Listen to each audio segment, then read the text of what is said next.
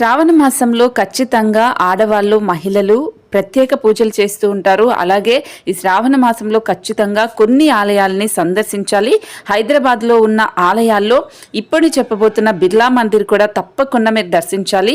చిలుకూరు బాలాజీని కూడా దర్శించాలి. ఎందుకంటే వెంకటేశ్వర స్వామి నారాయణ రూపం ఖచ్చితంగా ఈ శ్రావణ మాసంలో పూజిస్తూ ఉంటారు కాబట్టి బాలాజీ టెంపుల్కి కూడా వెళ్ళాలి. అలాగే బంజారా హిల్స్ జగన్నాథ్ ఆలయం, ఆ నారాయణుడు వెంకటేశ్వర స్వామి అన్ని అవతారాల్లో ఒకటే కాబట్టి ఈ శ్రావణ మాసంలో తప్పకుండా దర్శించుకోవాలి. అలాగే కర్మన్ ఘాట్ హనుమాన్ టెంపుల్కి కూడా వెళ్ళాలి. శివయ్యకు వాయు రూపమే హనుమాన్ కాబట్టి ఖచ్చితంగా హనుమాన్ టెంపుల్ని కూడా దర్శించాలి. ఇక సంఘి టెంపుల్ కూడా వెంకటేశ్వర స్వామికి సంబంధించింది కాబట్టి ఖచ్చితంగా సంఘి టెంపుల్కి కూడా వెళ్ళాలి. అలాగే ఉజ్జాయిని అమ్మవారి టెంపుల్కి ఖచ్చితంగా వెళ్ళాలి.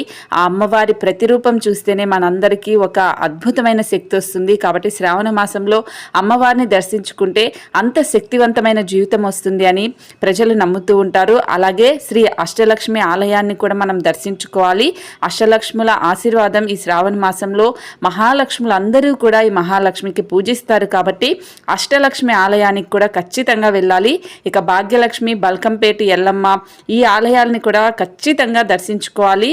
అమ్మవారిని పూజించడం అనేది శ్రావణ మాసంలో అతి ముఖ్యమైనది కాబట్టి ఖచ్చితంగా జూబ్లీ హిల్స్లో ఉన్న పెద్దమ్మ గుడికి కూడా వెళ్ళాలి. అబిడ్స్లో ఉన్న ఇస్కాన్ టెంపుల్కి కూడా ఖచ్చితంగా వెళ్ళాలి. ఇస్కాన్ టెంపుల్లో అందరూ దేవుళ్ళకు సంబంధించిన వాళ్ళు ఉంటారు కాబట్టి ఇక్కడ వెళ్తే మీరు అనుకున్న పనులు కూడా జరుగుతాయి. అలాగే కట్ట మైసమ్మ ఆలయానికి కూడా వెళ్ళాలి. ఆ తల్లిని కూడా ఆశీర్వదించాలి. శ్రావణ మాసంలో ఏదో ఒక రోజు ఖచ్చితంగా ఈ అన్ని ఆలయాలను సందర్శించండి. శ్రావణ మాసంలో తప్పకుండా చూడాల్సిన ఆలయాలు ఇవి.